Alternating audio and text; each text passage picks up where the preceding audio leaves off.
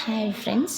Sixth సోషల్‌లో ఉన్నటువంటే మనము చూద్దామండి. రాజ్యాంగంలో పౌర విధులున్నాయండి. పౌర విధులు 4వ భాగంలో ఉన్నాయి. 4వ భాగంలో విధులున్నాయి. ఇవి ఆర్టికల్ 51 మనం చూడొచ్చు. ఎస్ఎస్ఎల్‌పిజి ఒక కోడ్ అండి. అంటే సర్వసత్తాక, సామ్యవాద, లౌకిక, ప్రజాస్వామ్య, గణతంత్ర రాజ్యం. ఓకేనా అండి. మన రాజ్యాంగం అనేది ఇది. అయితే మీకు ఆల్రెడీ ఎల్‌పిజి అంటే తెలుసండి. ఎల్‌పిజి గ్యాస్ అండి. ఇది ఎల్‌పిజి రాసుకొని దాని ముందర 2 ఎస్సెస్ పెట్టుకుంటే మీకు ఈ కోడ్ అనేది తొందరగా ఐడెంటిఫై చేయొచ్చు. ఓకేనా అండి. 1949 నవంబర్ 26న ఈ రాజ్యాంగాన్ని మనకు మనమే ఇచ్చుకున్నాము. ఎప్పుడండి? 1949 నవంబర్ 26న. పటాల తయారీ అధ్యయనం ఫస్ట్ లెసన్ అండి. పటాలను మానచిత్రాలు అంటారు. జిల్లా పటం అనేది ఒక రాజకీయ పటం. దిక్కును ఒక స్థానం నుండి సాపేక్షంగా చూస్తాము. ఓకేనా అండి.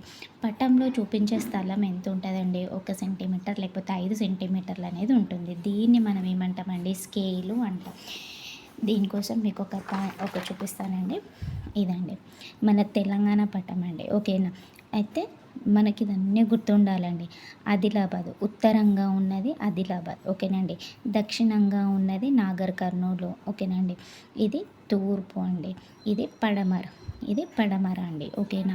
అయితే ఉత్తరంగా ఆదిలాబాద్ ఉంది. ఆదిలాబాద్‌కి తూర్పు వైపున కొమరం భీం ఆసిఫాబాద్ ఉంది. ఓకేనా అండి. ఆదిలాబాద్‌కి తూర్పు వైపున ఆసిఫాబాద్ ఉంది.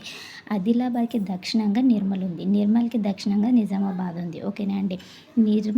నిర్మల్‌కి తూర్పు వైపున జగిత్యాల ఉంది. నిర్మల్‌కి ఇక్కడ ఏముందండి? ఒక్క నిమిషం.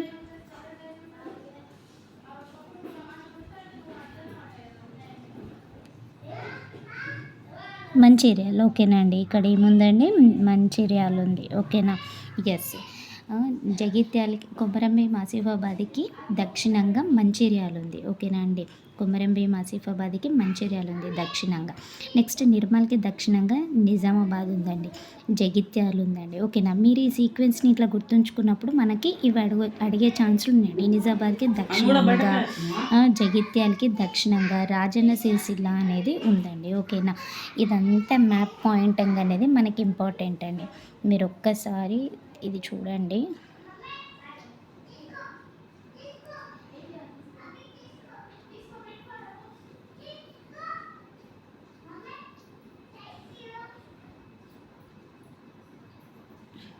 ఎస్. నెక్స్ట్ మనం ఉపయోగించే చిహ్నాలను సాంప్రదాయ చిహ్నాలు అంటామండి. మనం ఉపయోగించే చిహ్నాలను ఏమంటాం? సాంప్రదాయ చిహ్నాలు అంటాం. ఈ విధంగాను ఉంటే దీన్ని ఏమంటామండి? బ్రాడ్ గేజ్ అంటామండి. ఈ విధంగా ఉన్నటువంటి సంకేతాన్ని మనము చిహ్నాన్ని ఏమంటామండి? బ్రాడ్ గేజ్ అంటాం. ఇట్లా లైన్ ఉండి ఇట్లా ఉంటే వీటిని ఏమంటామండి? మీటర్ గేజ్ అంటాం.